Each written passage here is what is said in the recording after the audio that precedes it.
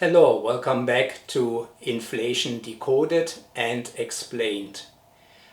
I'm always asked, yes, I get it. You have a book with 360 pages, very detailed, that tells you everything about inflation, but can you explain the inflation problem to me in 5 minutes?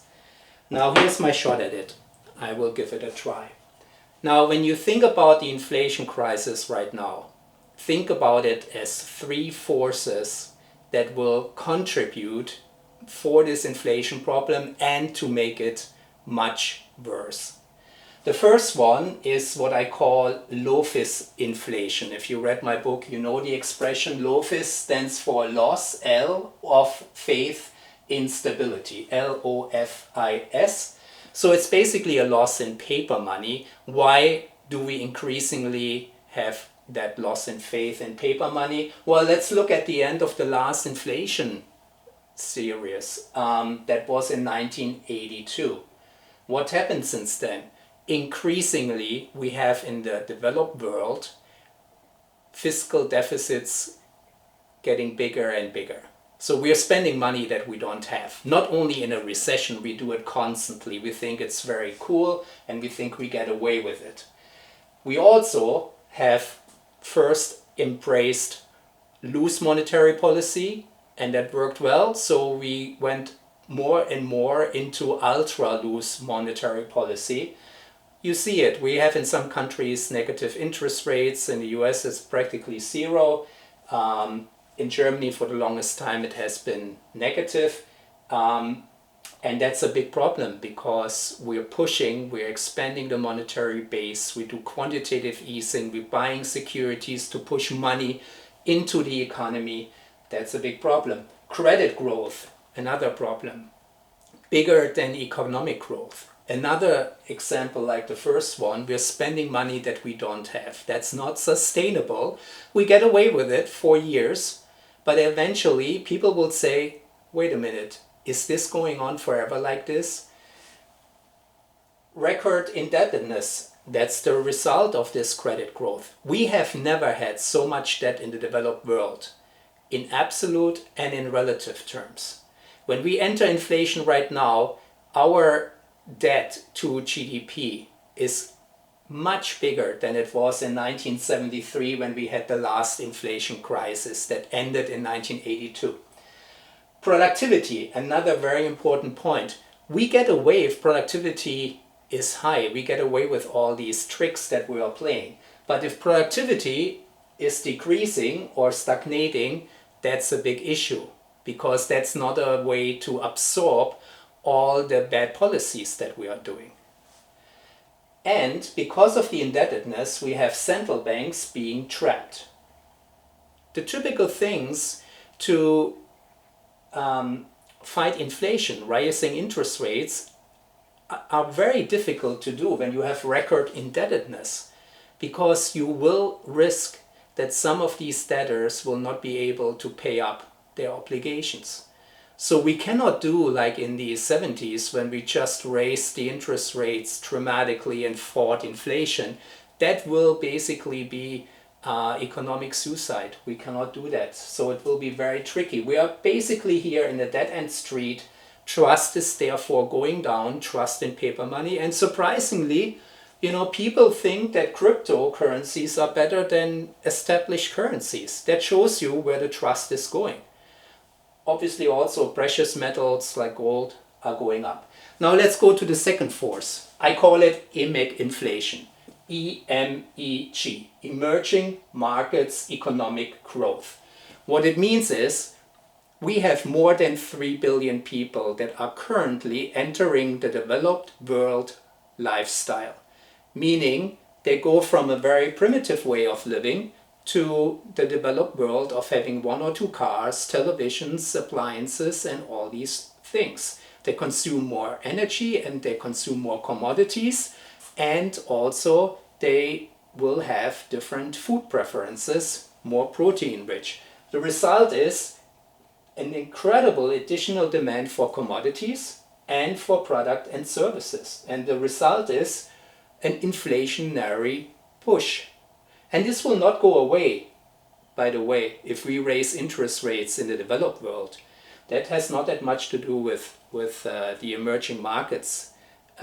They will grow. They will continue their path of developing very nicely in an economic sense. The third one, the third push factor for inflation, are geopolitical disturbances. I call it wildcard inflation. It's basically all these developments that I listed here. There are many more, but let me name a few. Nationalism. We're not in the globalization world anymore, where we are arranging and try to put manufacturing and agriculture in the places where they're best suited for to get the lowest cost. No, we are in nationalism. The new policy or strategy is my country first, no matter what country it is. Self-sufficiency. We want to be self-sufficient. We don't want to get the computer chips from other countries and then we are trapped if there is a problem in the supply. We also want to have onshoring our jobs again, manufacturing.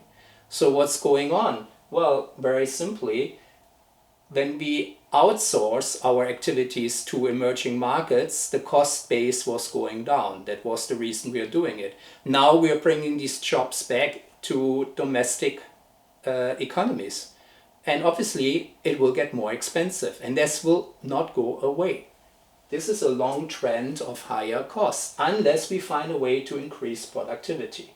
So production costs will rise, we will have scarcity, and we will see another trend that's very, very normal for inflation periods. I have studied that very extensively.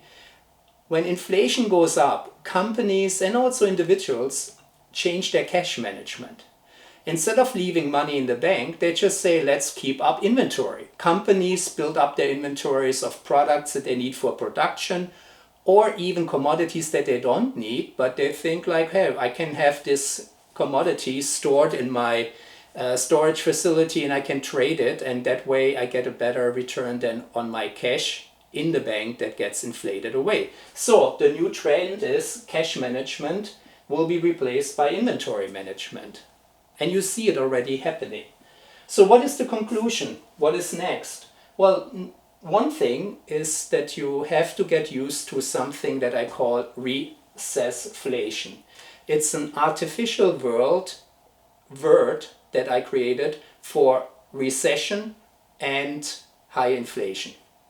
And that's something, it's not new, it happened actually in the 1970s. I don't know why we call it stagflation. It was actually recessflation back then too. In 1974, 1980, 1981 and 82, we had recession and high inflation. That is a big challenge because most CEOs and top management is not used to work in that environment, nor are central banks used to it, because the things you have to do to fight inflation will cause another recession, and the things you have to do to work on a recession will put inflation further up.